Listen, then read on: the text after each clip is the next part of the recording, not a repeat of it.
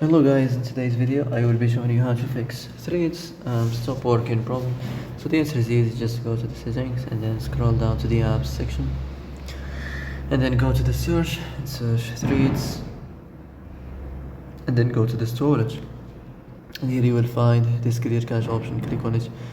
Now you can go check it if it worked, and if it didn't you can try to restart your phone or turn the Wi-Fi off and on, or the Bluetooth or the airplane mode. Also you can try to clear data, but be careful. If you clear data, all these applications data will be deleted. This includes all files, the settings, the accounts, the databases, etc. So be careful if you want to clear your data.